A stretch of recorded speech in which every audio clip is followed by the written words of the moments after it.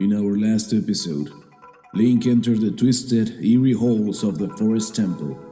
This ancient ruin, filled with shadows and the echoes of lost souls, holds the power of the Forest Sage.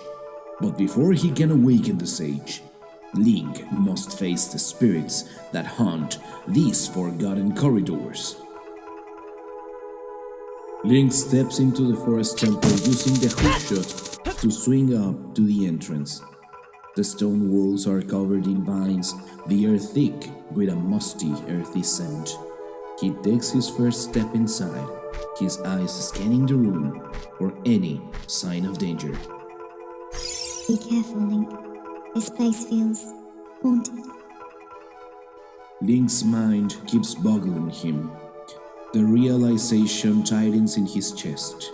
He had hoped, prayed, that Saria would be here.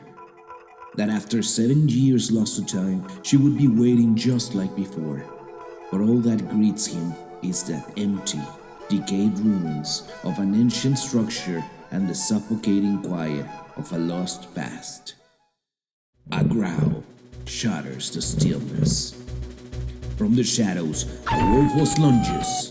Its claws glint under the dull greenish light of the temple ruins, its fangs bared in a savage snarl. Link barely has time to react before instinct takes over. His fingers tighten around the hilt of the Master Sword. His sword, not just some relic he pulled from a pedestal. The beast circles him, testing him, waiting for an opening. In another time, in another body, Link would have hesitated, waited for the right moment to strike. But not this time. Not anymore. Anger surges through him, raw and unfamiliar. 7 years stolen, Saria lost, the Kokiri Forest swallowed by darkness, and now, this creature standing in his way, threatening him, mocking him. No more waiting. With a sudden burst of speed, Link lunges forward. His first swing is reckless but powerful. Too powerful. The blade meets fur and flesh, slicing deep before the Wolfus can even react. It howls in pain, stumbling back, but Link doesn't stop. His heart pounds as he steps forward again, delivering another strike, then another. The beast has no chance to counter. It barely has a chance to breathe. With a final brutal swing, Link drives his sword down. The Wolful collapses, its body dissolving into dark mist, leaving only silence behind. The fight is over. Too fast, too easy.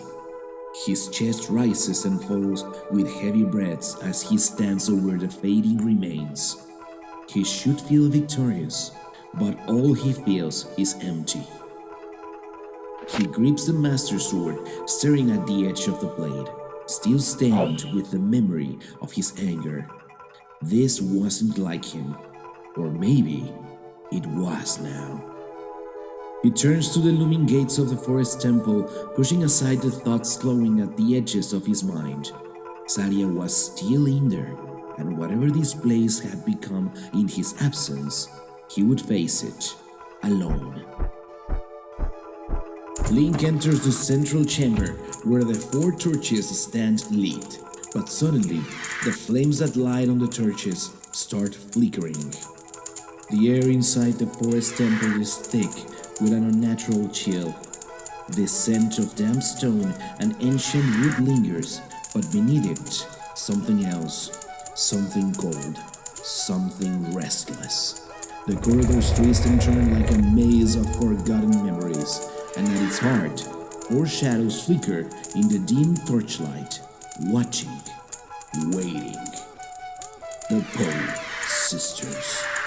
Not merely ghosts, but echoes of something more. Their laughter drifts through the temple like whispers from another world, taunting, teasing, daring Link to chase them deeper into their haunted domain. Each sister a fragment of sorrow, a piece of a broken past, lingering in this place long after their time had faded. He hears their faint voices filling the room like a haunting melody.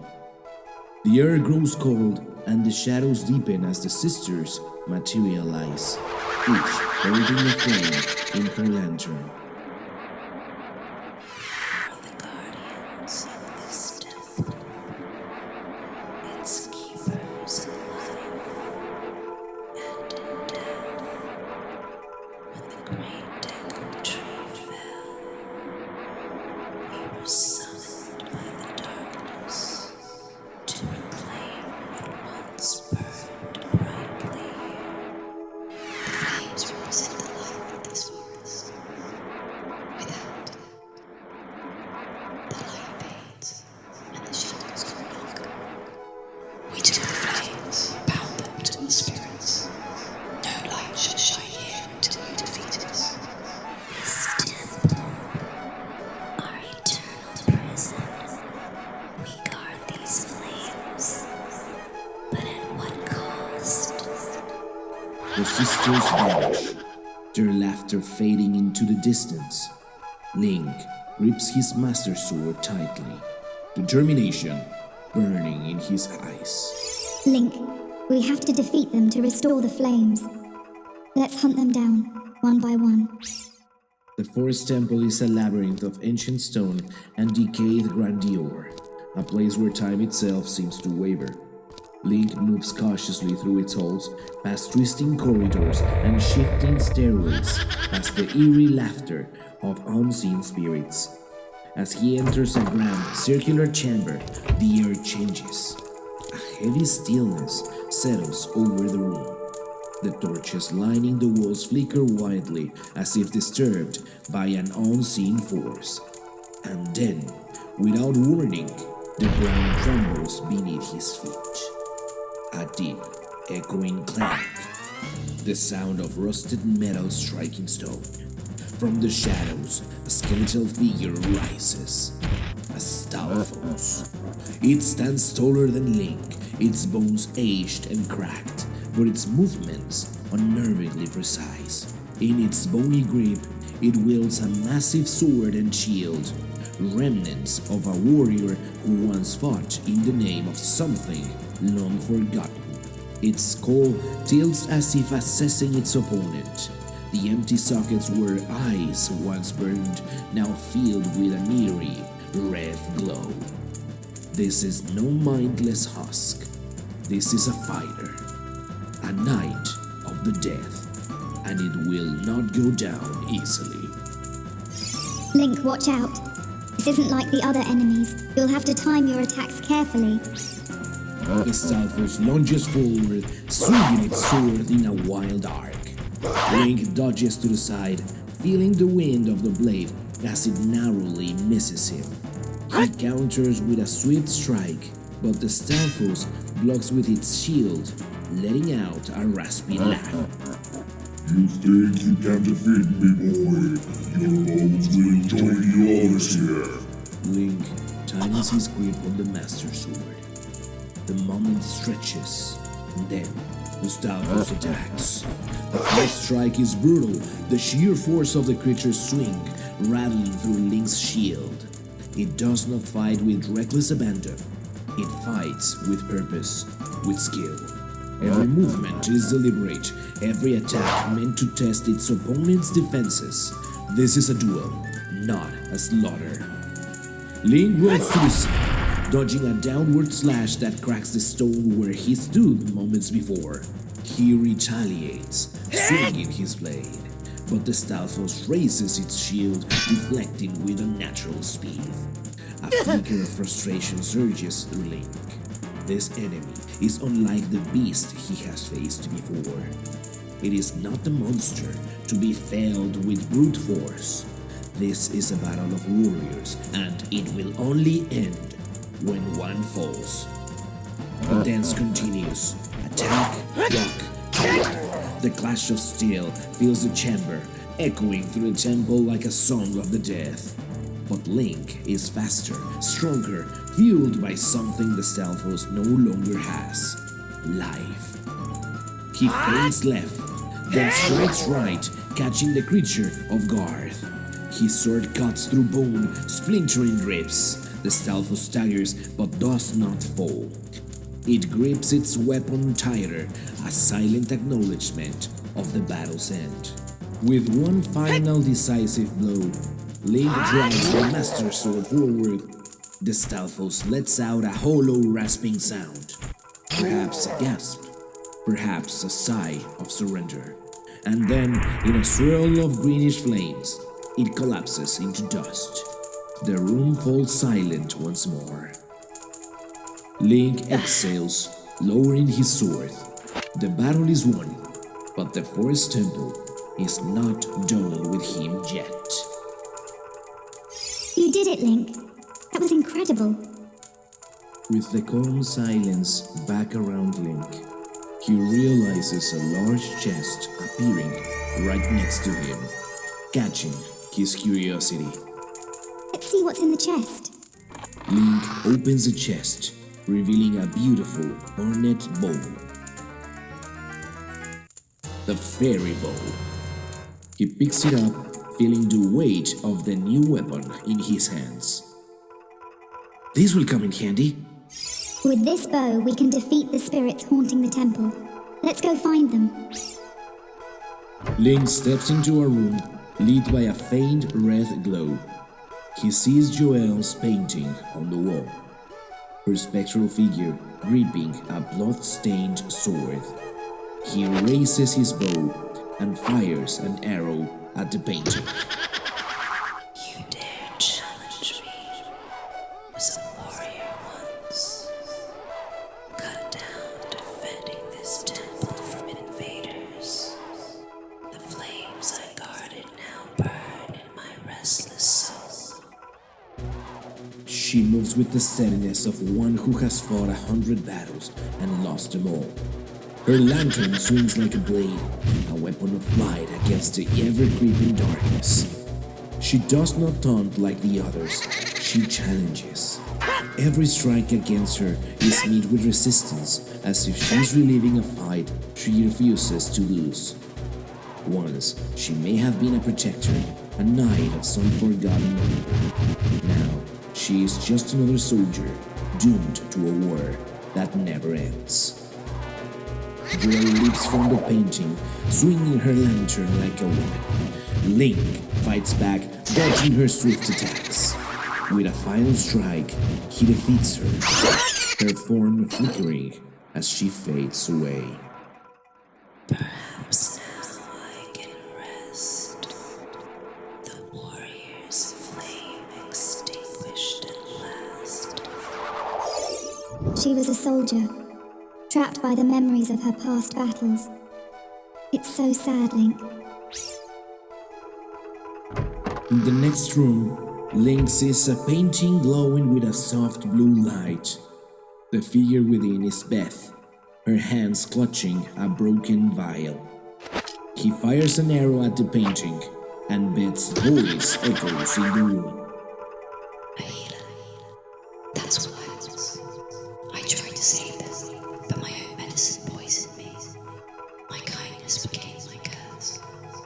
She lingers in the coldest corners of the temple, her presence barely felt until she chooses to reveal herself. A ghostly nursemaid, a caretaker, long stripped of her purpose. She reaches out, but her touch is no longer one of warmth. It is of silence, of the void. Perhaps in life she mended wounds and soothed the suffering, but now she only brings despair. Her lantern, once a beacon of hope, now carries nothing but the dim glow of forgotten kindness. Beth emerges from the painting, swinging her lantern slowly as she floats toward Link. He fights back, striking her down with a precise arrow. Perhaps now I can heal. In the afterlife. She only wanted to help, but she was lost to her own kindness. It's tragic. The next painting glows with an eerie green light. Amy, the green Poe, emerges with a dagger in her hand. Link fires an arrow, piercing the painting. An arrow to the heart. Fitting. I was was a spy, betrayed by those I trusted. They left me to die, thinking I was a traitor. She moves in shadows, vanishing and reappearing with the precision of one who was never meant to be seen. A whisper, a flicker, a presence just outside of reach. She was once trusted, perhaps by those who now haunt her in turn. Did she betray them? Or was she the one betrayed? The green fire of her lantern does not just light the way. It hides secrets, conceals truths. She watches Link with cautious eyes, as if waiting to see if he too will turn against those he holds dear. Amy attacks swiftly, her movements sharp and precise. Link dodges her strikes and delivers a final blow. At least you faced me with honesty. Betrayed and forgotten. Even in death, she couldn't escape her fate. In the final room, a purple glow fills the space. Meg, the leader of the Poe Sisters, clutches her lantern, her head bowed as she weeps softly. Link fires an arrow, but instead of a laugh, he hears a broken sob. My sisters. They're gone, aren't they? I was the eldest. I led them into darkness. And now we're all lost souls. Her laughter rings through the temple, but there is no joy in it. Only sorrow masquerading as mischief. When she faces Link, she does not do so alone. Instead, she splits into mirror delusions, as she cannot bear to be just one. Was she always this way, or did grief fracture her long before death took her? There is something tragic in the way she lingers, in the way her presence is always a step ahead, yet never truly moving forward. The leader, the trickster, the one who cannot let go.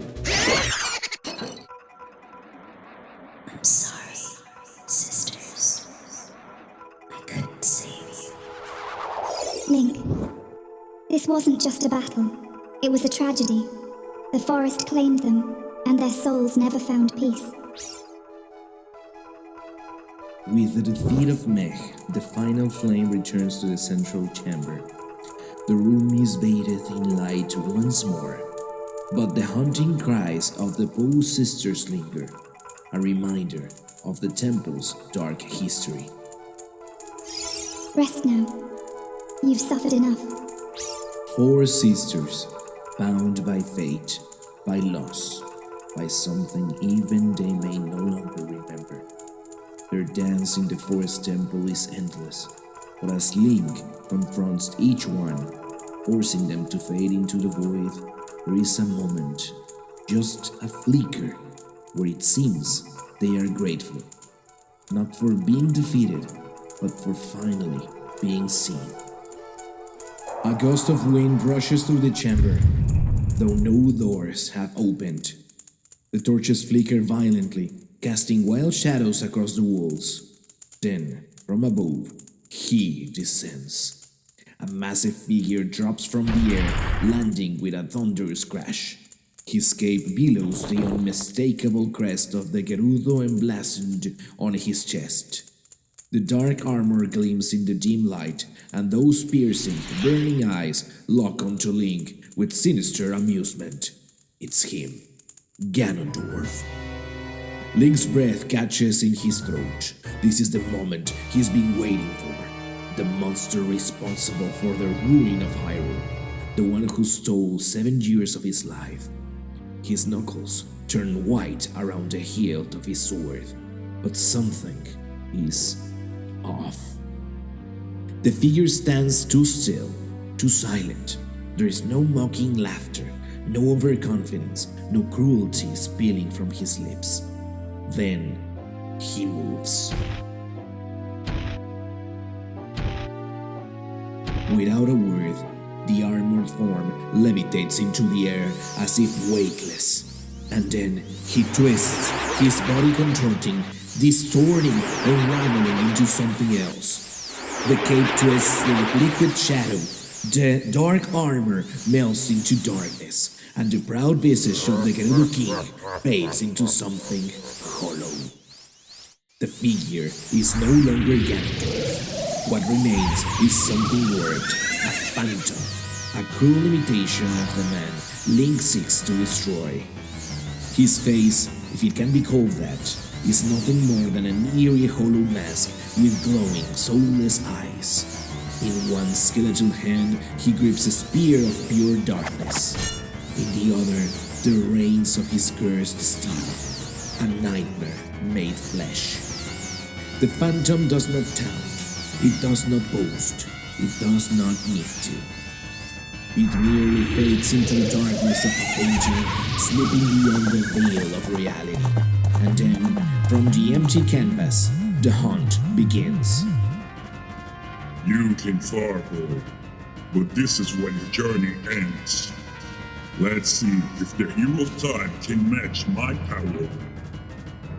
The torches flicker violently as the last echoes of Phantom Ganon's presence fade into the painted landscapes lining the chamber walls. Link stands still, scanning his surroundings, every muscle in his body tensed. He knows this isn't over. The Phantom is watching, waiting. A low, otherworldly gallop begins to echo through the room, reverberating off the stone walls. Link whips his head around, his eyes darting between the massive framed paintings, and then movement. From the depths of the artwork, a dark figure emerges.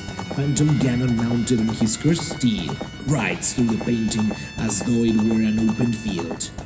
Link grips the Master Sword, readying himself.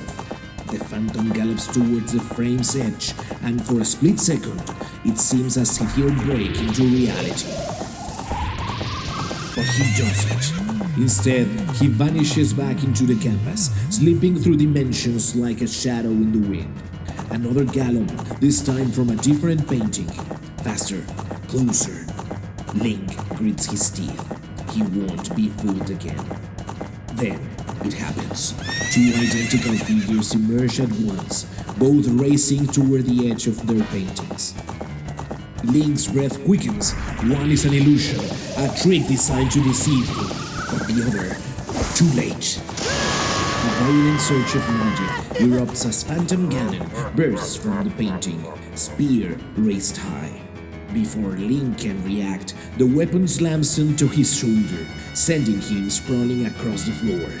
Pain radiates through his body and his vision blurs for a moment. The Phantom circles back, vanishing into the paintings once more. Link, get up! Navi's voice is sharp, desperate. He pushes himself onto his hands and knees, wincing as he grips his injured shoulder. He has to think. There's a pattern. There's always a pattern. Look for the real one, Link. Others are just illusions. The real one. Link grits his teeth, scanning the paintings again. Then he sees it. The glow in the Phantom's eyes burns just a little brighter. The hooves of the real beast churn the air differently, more violently. He draws his bow, ignoring the burning in his arm. The Phantom lifts his spear, preparing to descend upon him. There's no time to second guess. He fires. The arrow strikes true. Phantom Ganon staggers midair, the illusion shattering as his body convulses in pain. With an unearthly screech, he tumbles to the ground, his horse vanishing in a cloud of dark energy. But the fight is not over. You are more skilled than I thought. But this isn't over. Phantom Ganon rises, hovering ominously above the battlefield. Without the steed, without the tricks, it is now a test of skill, of reflex, of resolve. He grips his long jagged spear in one hand, its tip crackling with cursed energy. Then, without a sound, he hurls it forward. A bolt of pure magic surging toward Link like a lightning strike. Link barely has time to react. He raises his shield, but the sheer force of the blast sends him skidding backward, boots scraping against the stone. A searing pain rips through his chest as the dark energy sears his stomach, leaving a painful scourge across his ribs. He gasps for breath. This isn't working. The Phantom is too fast, too strong. He needs a way to fight back. Link! Try hitting it back. Navi's voice cuts through the pain, sharp and urgent. He forces himself to his feet, staggering slightly. He tightens his grip on the Master Sword, lifting it just as another bolt of dark magic surges toward him. This time, he doesn't dodge. He soars. The energy rebounds, sent flying back at the Phantom. But Phantom Ganon is fast. He swats the magic away effortlessly, sending it careening toward Link once more. It is a deadly game with fate. The attack bounces between them, faster each time, until another. The Phantom hesitates just for a fraction of a second, and Link strikes. The blast slams into Phantom Ganon's chest, sending him crashing to the floor in a burst of electric energy. Now's his chance. Link rushes forward, ignoring the pain in his ribs, raising the Master Sword high. He brings it down with all his strength, the sacred blade cutting into the Phantom's twisted form. The creature lets out an ear-piercing shriek, writhing as the magic within him falters. His body shudders, flickering wildly like a flame about to be snuffed out. Then, in a swirl of dark mist, he disintegrates, his energy scattering into nothingness. This can't be. My master will know of your strength. For a moment, there is only silence. And then, a voice. Hey kid, you did quite well. The voice is deep, amused, familiar. Link Stevens. But you have only defeated my Phantom. When you fight the real me, it won't be so easy. A cold chill grips Link's spine. Ganondorf. His laughter then echoes through the temple, fading into the abyss. The battle is over, but the war is far from won.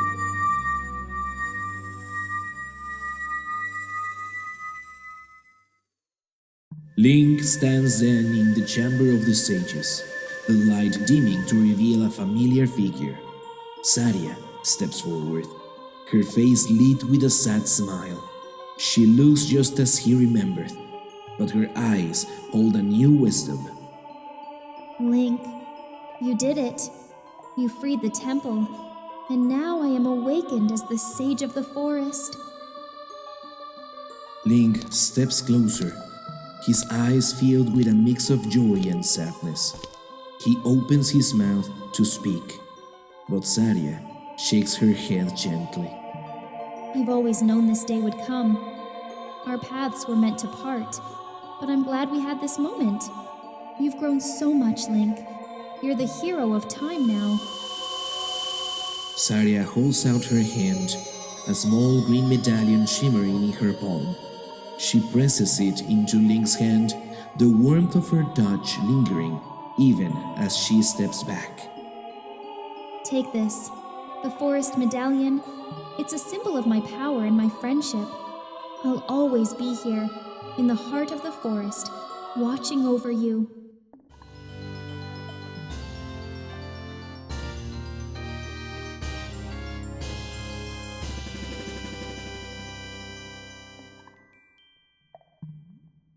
Saria, I never forgot you. And I'll always remember you, my dearest friend. Now go, Link. There's still so much left for you to do. The light envelops Saria, and she fades away, leaving Link standing alone with the medallion in his hand.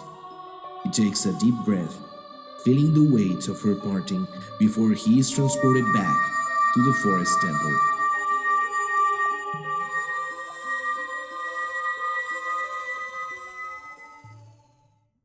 In the next episode, with the forest temple's darkness lifted, Link returns to the Kokiri Forest, only to be met with a shocking truth. But there's little time to dwell on the past. Hyrule still suffers, and Link's path leads him to London Ranch. Malone's home has become a prison, and Epona, his loyal childhood companion, is at risk of being lost forever.